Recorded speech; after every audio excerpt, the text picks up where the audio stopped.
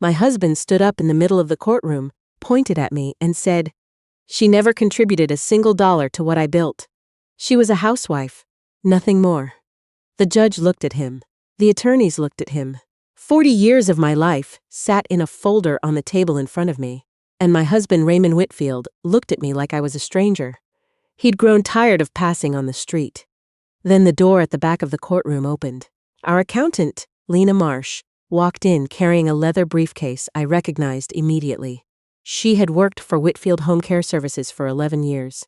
She knew every number, every account, every signature on every document the company had ever produced.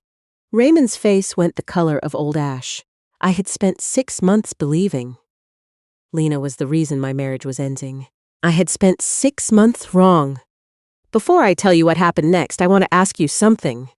Have you ever given everything you had to someone who later pretended you gave nothing? If that's ever been your story, I think you'll understand mine. Please take a moment to like this video and subscribe if these kinds of stories speak to you. And leave me a comment telling me where you're watching from and what time it is where you are. I read every single one. My name is Adeline Whitfield. I'm 63 years old. I'm sitting in a house that belongs entirely to me now, and there are mornings when that still surprises me. I met Raymond at a church potluck dinner in Greenville, South Carolina in 1984. I was 24. He was 28. He worked as an orderly at a local hospital and talked about eventually starting some kind of business in healthcare, though he hadn't figured out exactly what kind yet. I worked as a bookkeeper for a small hardware company. I liked numbers. I liked order. I liked the feeling of making sense out of things that looked complicated. Raymond wasn't flashy. He wasn't wealthy. He had a kind laugh and a way of looking at you like you were the only person in the room. We dated for 2 years and got married in 1986, in a ceremony small enough that my whole family fit in the front 3 pews. The early years were honest, that's the word I'd use. Honest. We worked hard. We worried about money. We ate a lot of spaghetti and counted every grocery receipt before we left the store. We lived in a rental house with a furnace that rattled every winter, and we didn't complain because at least we had each other, and we both genuinely believed, that things would get better if we kept working. Our son Owen was born in 1989. 2 years later, our daughter Heather arrived. Babies change the shape of every financial fear you have. Suddenly, the rattling furnace wasn't funny anymore. Suddenly, every delayed paycheck felt dangerous. Raymond worked longer shifts at the hospital. I kept my bookkeeping job and handled our household finances at the kitchen table after the kids went to sleep. Then one evening, Raymond came home with a notebook and a look in his eyes I hadn't seen before. He sat across from me at that same kitchen table and spread out pages of notes. He wanted to start a home care agency. He'd spent months watching elderly patients get discharged from the hospital with no reliable support waiting for them at home. He thought he could build something better, more personal, something that actually looked after people. I read his notes carefully. The idea was solid. His knowledge of the healthcare system was real. What wasn't real was the money required to make it happen. We went to 3 banks. All 3 said no. The 4th one said yes, but only if a cosigner with stronger credit history guaranteed the loan. Raymond had medical debt from a surgery 2 years earlier. I didn't. My credit was clean. My financial record was steady. The loan officer looked at me across the desk and said, "If you're willing to personally guarantee this, Mrs. Whitfield, we can move forward." Raymond reached over and squeezed my hand. He told me he didn't want me to take that risk. He said it quietly and he meant it at the time. But I had already made up my mind. This was his dream. It was our dream. I signed. Whitfield Home Care Services opened in 1996 with 2 caregivers, 1 van, and an office that was really just a spare bedroom in our house. Raymond handled client relations and staff supervision. I handled every piece of paperwork that existed: billing, payroll, tax filings, vendor contracts, state licensing documents, Medicare credentialing, insurance renewals. I did it all, while still working my part-time bookkeeping job until we could afford to pay me from the business. There were nights Owen would do homework at the desk beside me while I reconciled accounts.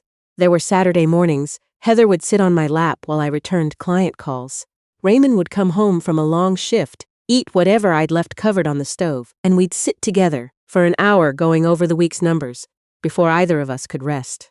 We were building something. I knew it. He knew it. By the time our 10th anniversary rolled around, Whitfield Home Care had 32 employees, 6 vehicles, and contracts with 2 county health departments. By our 20th, we had expanded into 3 counties and opened a second administrative office. Raymond's name was on the sign outside. His photo was in the local business journal. His handshake was in every community event photo. My name was on the original loan documents, on 11 years of tax filings, on payroll authorizations, on Medicare enrollment applications. Not on the sign, not in the photographs, but on everything that kept the sign standing. I didn't resent that. Not for a long time. I believed we both understood what we had built together. I held on to that belief the way you hold on to something precious, carefully, and for longer than you probably should. The changes in Raymond didn't arrive all at once. I want to be clear about that because it matters. If he had suddenly become a different man, I would have noticed. Instead, it happened the way water erodes stone, so slowly that you don't see the damage until the shape has already changed. He started caring about appearances in a way he never had. New suits, an expensive watch he mentioned too often.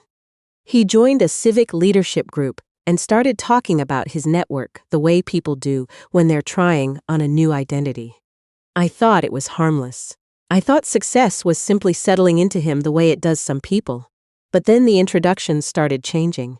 At events, Raymond would introduce me and move quickly past it, like saying my name was a formality he'd agreed to, but couldn't quite commit to.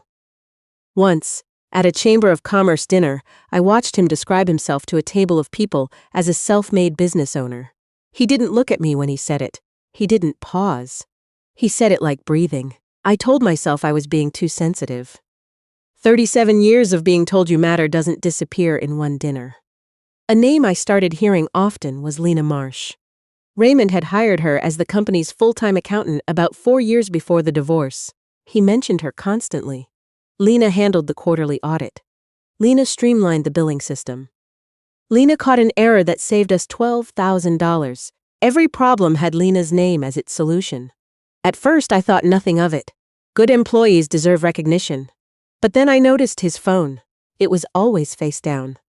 Always. And when a message arrived, he reached for it before he reached for anything else, including me. One evening we were watching television and his phone lit up on the coffee table. He grabbed it so fast, he knocked his coffee cup. I saw the name before he flipped it over, Lena. I didn't say anything. I watched him type back, with his shoulders angled away from me, and I told myself there was a reasonable explanation. Because 37 years of marriage trains you to look for reasonable explanations. The explanation I was looking for came in a different form than I expected. I was going through jacket pockets before dropping a load off at the dry cleaner. Something I had done for decades because Raymond had a talent for leaving things in pockets that couldn't survive a cleaning. This time I found a receipt folded into a small square. A restaurant I didn't recognize. Dinner for 2. A bottle of wine listed separately. The date was a Thursday 3 weeks earlier. A night Raymond had told me he was at a regional healthcare conference in Columbia. Columbia was an hour and 40 minutes from Greenville. The restaurant on the receipt was 8 minutes from our house. I smoothed the paper out on the kitchen counter and looked at it for a long time. Then I folded it back up exactly the way I found it and put it in my cardigan pocket. I didn't sleep that night. I lay beside my husband of 37 years and listened to him breathe and tried to remember the last time he had looked at me the way he used to. I couldn't place it. That frightened me more than the receipt. Our anniversary was 2 months after I found that paper. I still wanted to try. I know some people find that hard to understand. But when you have spent the better part of your adult life building something with someone, you don't abandon it easily. You look for the door before you accept that the whole house is gone. I made a reservation at a restaurant we had visited once, years ago, when the business was still struggling, and a nice dinner out felt like a victory. Back then we had shared a slice of chocolate cake because we couldn't justify 2. We had laughed about it. I thought going back might remind us both of who we used to be to each other. Raymond's reaction when I told him about the reservation was a single word. Fine. The evening was worse than the word. He spent most of dinner looking at his phone. He smiled twice, and neither time was because of anything I said. I sat across from him in a dress he used to love and felt invisible in a room full of people. Finally, because I couldn't carry the weight of knowing and pretending not to know for one more hour, I asked him directly, "Raymond, are you seeing someone else?" He put his fork down slowly. Then he looked at me the way you look at something that has become inconvenient. "You're doing this here?" he said. "I found the receipt." Something crossed his face. Not guilt, irritation. The specific irritation of a man who has been caught and blames the person who found him. "You go through my things now," he said. "I do your dry cleaning. I've done it for 37 years. He picked up his wine glass, looked around the restaurant, and then said the words that I will carry with me for the rest of my life, not because they destroyed me, but because they revealed him completely. "Adeline, I have outgrown this life. I've outgrown this version of things." He set the glass down. "And honestly, I've outgrown you." The restaurant noise continued around us. Silverware clinked. Somebody laughed at a table nearby. The world kept moving, and I sat perfectly still while something inside me quietly broke. The divorce paper arrived later. I sat at the kitchen table with them spread in front of me. That same table where I had reconciled accounts and returned client calls and helped Owen with his algebra homework. I read every page.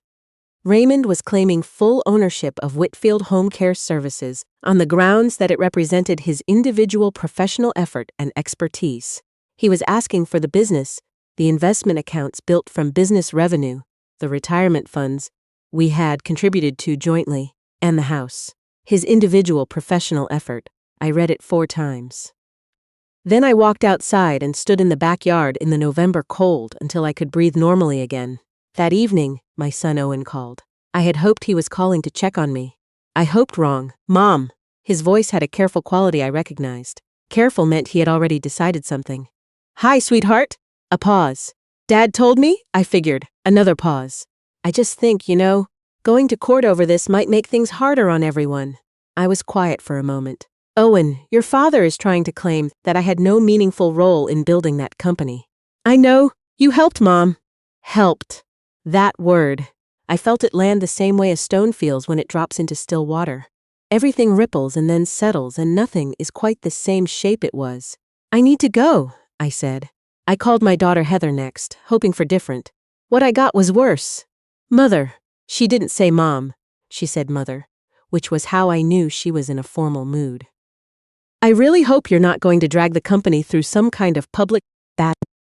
Your father built that company on my signature and my bookkeeping and my years of unpaid administrative work. That was a long time ago. There it was again. A long time ago. As though sacrifice has a shelf life. As though what you gave at 30 doesn't count at 63. I ended the call and sat in the dark for a while. The next morning, I went to the basement. I hadn't been down there in years. It smelled like old cardboard and dry wood and the particular dust that settles on things you've stopped needing. I brought a flashlight and a legal pad and I started opening boxes. 4 hours later, I had found what I needed. The original loan documents from 1996. My name on every guarantee page. My financial history listed as the qualifying credit basis for approval.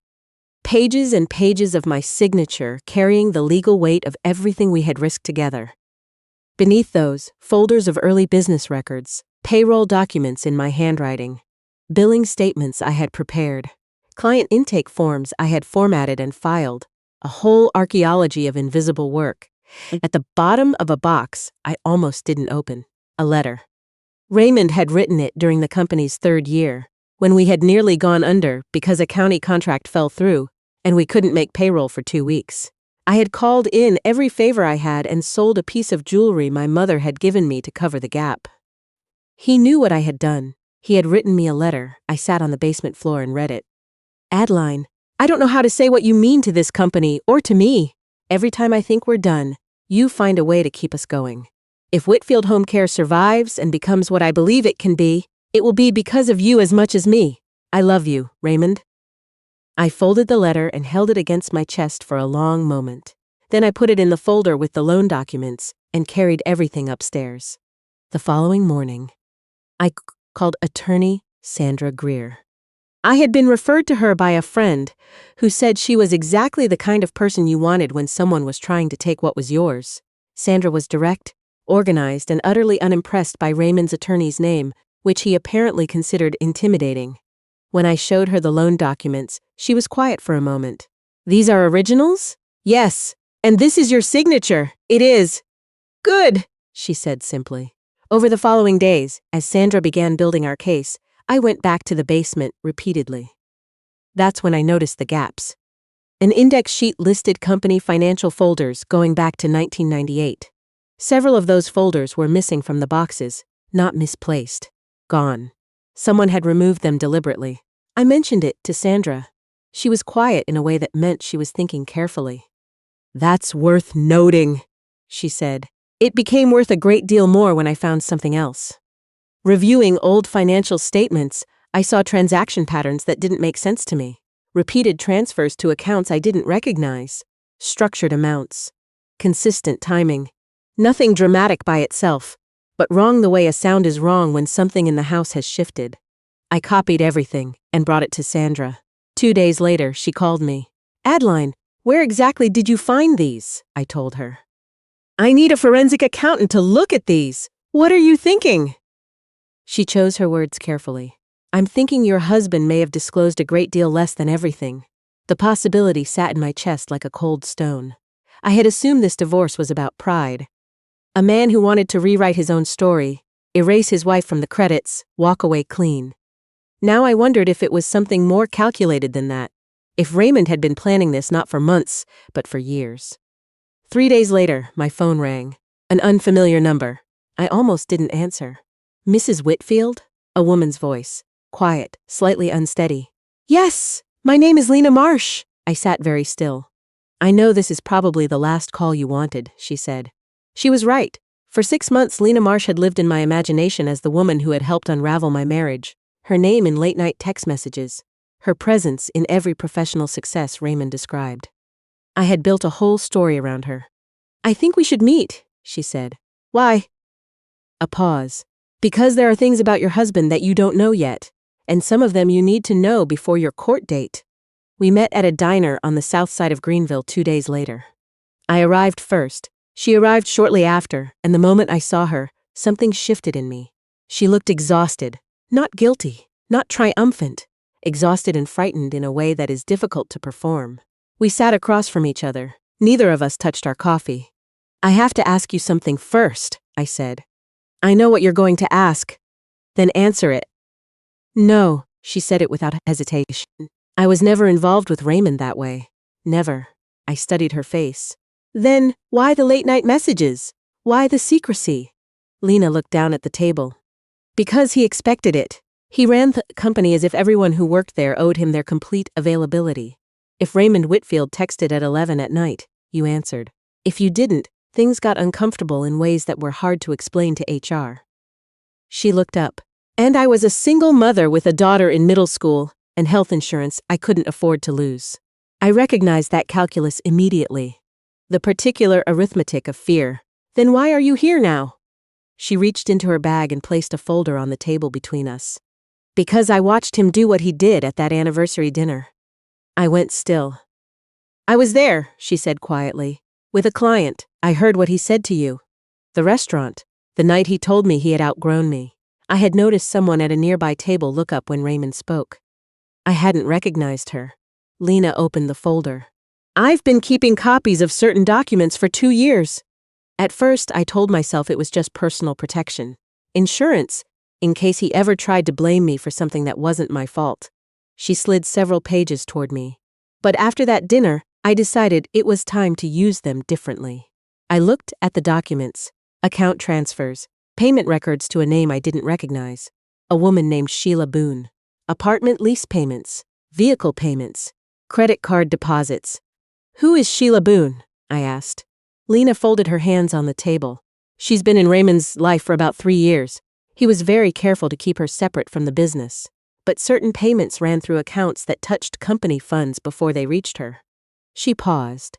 "I saw it by accident initially. Then I saw it again, and again." I sat back in the booth. For 6 months I had believed the story was about Lena. Raymond had allowed me to believe that. He had never corrected my assumption. He had let his employees notice the late-night texts and the closed-door conversations and the particular way he talked about her in meetings. He had let everyone watch Lena, while Sheila Boone existed quietly somewhere else. The cruelty of that was something I had to sit with for a moment before I could continue. "There's more," Lena said. She removed a small voice recorder from her bag. "I'm careful about where I keep things," she said. "I hope you understand why." She pressed play. Raymond's voice filled the small space between us. A phone conversation. From the sound of it, I recognized the particular confidence he used with people he considered below him. Another man's voice asked something I couldn't quite make out. Then Raymond answered clearly. "Adeline doesn't understand any of it." "Never did. She kept the books early on." "Sure, but that's not the same as building something. Any clerk can keep books." A brief silence. "Besides," Raymond continued, "no mediator is going to take a retired bookkeeper's word over mine. I built this company. I have the reputation. I have the relationships. She has old files in a basement." The recording ended. I looked at Lena. My hands were resting flat on the table because I had learned, somewhere in the last 6 months, to keep still when I felt the most. "A retired bookkeeper," I said. "I'm sorry, don't be." I looked at the recorder. "How many of those do you have?" "Enough," she said. "And I'll bring all of them."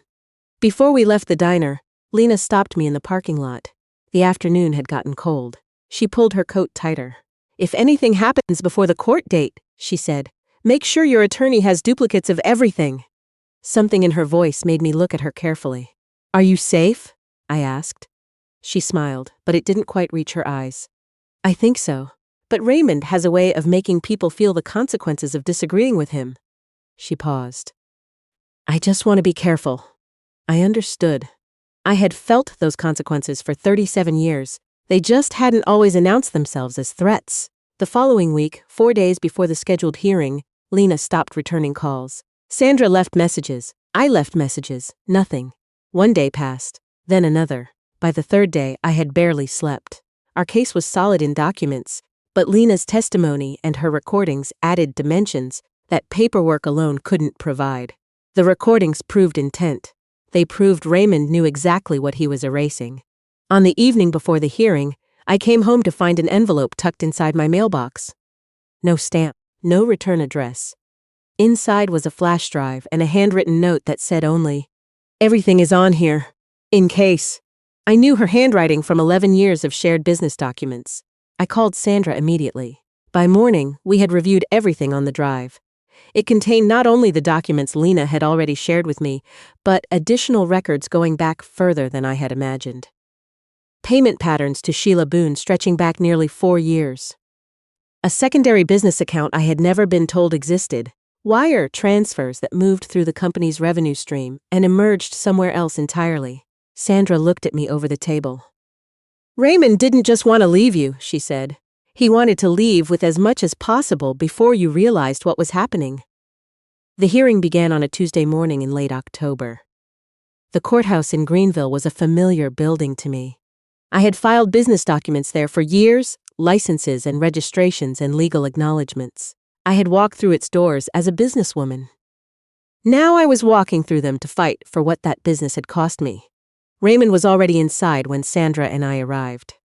He stood near the entrance in a suit I didn't recognize, speaking with his attorney in low tones. When he saw me, he offered a brief, formal nod. The kind of nod you give someone you've already decided doesn't matter. I nodded back. Then I walked past him. The hearing began with Raymond's attorney, a man named Douglas Holt, presenting their case. It was polished. It was confident, and it was the same lie dressed in different clothing. Raymond Whitfield had built Whitfield Home Care Services through his expertise, his professional relationships, and his leadership. Adeline Whitfield had supported the household. Her contributions to the business had been informal and clerical. Clerical, that word. When Sandra stood, she started with the loan documents. She placed them on the screen where everyone in the room could read them. My name, my signature, my credit history listed as the qualifying basis for a loan that would not have been approved without me.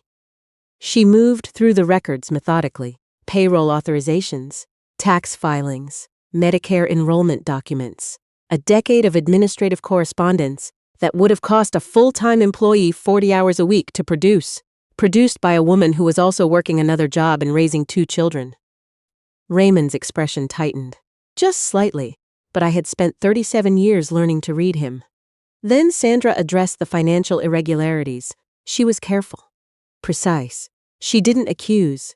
She simply asked questions the documents themselves demanded. Why did this account exist? What purpose did these transfers serve? These questions led, calmly and inevitably, to the name Sheila Boone. Douglas Holt objected repeatedly. The judge, a woman named Honorable Patricia Vance, sustained some and overruled others. But the name had been said. The accounts had been shown.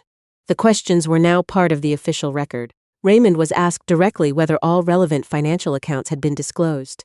He said yes. He said it without hesitating. Smooth and clean and entirely false. Lena was still absent. Sandra had called her again that morning. Nothing.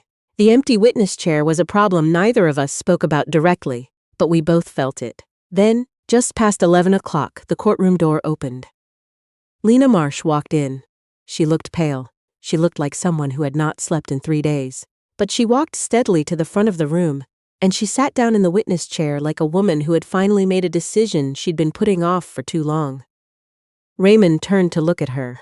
Whatever he felt in that moment, he buried it fast, but not fast enough. His hands, resting on the table in front of him, curled slowly into fists. Sandra's examination of Lena was careful and thorough. Employment history, scope of responsibility, access to financial records. Lena answered everything clearly and without embellishment. She was not performing. She was simply telling the truth, which, as it turns out, is its own kind of performance when the person across from you has been performing a lie. When Douglas Holt cross-examined her, he went after her credibility the way lawyers do. Had she been disciplined? No. Was she being compensated for her testimony? No. Did she have a personal grievance against Raymond Whitfield? No. Then why testify against your employer? Lena looked directly at him. Because I was asked to keep records I knew were wrong, and because I watched him humiliate his wife of 37 years in a restaurant, and I decided I didn't want to stay quiet about it anymore. The room was very still. Sandra approached with the recordings. Judge Vance reviewed the request. The recordings were authenticated. Permission was granted. Raymond's voice came through the courtroom speakers. Any clerk can keep books. No mediator is going to take a retired bookkeeper's word over mine. Nobody moved. Douglas Holt's pen stopped moving. Raymond stared at the table in front of him. Then Sandra addressed the fuller question. Ms. Marsh, throughout this case there have been suggestions that you and Mr. Whitfield had a personal relationship. Is that accurate? No, Lena said. It is not. Were you ever romantically involved with Raymond Whitfield? No, to your knowledge. Was there another woman in Mr. Whitfield's life during the marriage? The room leaned forward. Raymond stood up. Objection! His voice came out sharp, too sharp. Douglas Holt put a hand on his arm. Judge Vance looked at Raymond with an expression that required no words. He sat down. Lena looked at the judge, then back at Sandra. Yes, her name is Sheila Boone. My daughter, Heather, seated 2 rows behind me, made a sound I hadn't heard from her since she was small. Sandra methodically introduced the financial evidence, apartment payments, vehicle payments, deposits stretching across 4 years. The documentation was quiet and relentless, and then Sandra introduced one final exhibit, a series of text messages between Sheila Boone and Heather. My daughter had gone still. I turned to look at her. She was staring at the screen. Her face had the look of someone watching an inevitable thing arrive. The messages were not incriminating in any legal sense. They were personal, familiar, the kind that pass between people who know each other well. Sheila and Heather had been friends for over 2 years. Not acquaintances. Friends. Judge Vance called for order as the murmuring began. Sandra asked Heather, quietly and formally, whether she knew Sheila Boone. Heather said yes. She said it in a voice I barely recognized. I sat looking at my daughter for a long moment. She couldn't meet my eyes. She was looking at her hands, and I understood that the relationship I thought I had with my children was not entirely the one that existed. Heather had known. She had known and said nothing. She had called me mother in that formal voice and told me not to drag the company through a public battle. And she had known the whole time why She had known the father wanted things settled, quickly and quietly. The rest of the hearing passed in a kind of grief that moved alongside the legal proceedings without interrupting them. The ruling came on a Friday. Judge Patricia Vance's voice was steady and clear. She summarized the evidence without drama. Loan documentation established that the business had required my personal financial guarantee to exist at all. Administrative records established ongoing substantial contributions to operations over more than a decade. Financial evidence raised serious concerns regarding complete disclosure of marital assets, concerns that would require further review by the appropriate authorities. She ruled that Whitfield Home Care Services was a marital asset built through the contributions of both parties. Asset division would reflect that reality. My share of the business equity, the investment accounts, the retirement funds we had built together over nearly 4 decades. She also noted, carefully and on record, that testimony had raised questions about undisclosed accounts and structured financial transfers that fell outside the scope of divorce proceedings but warranted additional scrutiny. Raymond heard that part. I watched him hear it. When proceedings concluded, I stayed in my seat for a few minutes after most people had filed out. Sandra sat beside me. She didn't say anything right away, which I appreciated. Eventually she said, "You did it! I thought about that. We did it!" I said.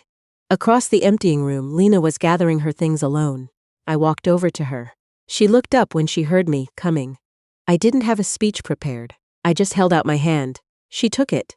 Then I pulled her into a hug because she had risked more than she needed to, and I wanted her to know that I understood what that cost.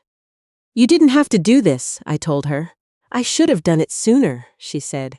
We stood like that for a moment. Two women who had both, in different ways, spent years making themselves smaller inside a world Raymond Whitfield had built around his own importance. Before I left the courthouse, Raymond found me in the corridor. He looked smaller than he had at any point in the proceedings, not in any physical way, just reduced, the way a thing becomes reduced when the story propping it up collapses. "Adeline," he said. I stopped. I looked at him. For a long moment I just looked because I wanted to remember this. Not with bitterness, with clarity. "You didn't have to go this far," he said. I thought about the restaurant, about 11 days and a thick envelope in my mailbox. About 37 years of my name on the foundation of everything he called his.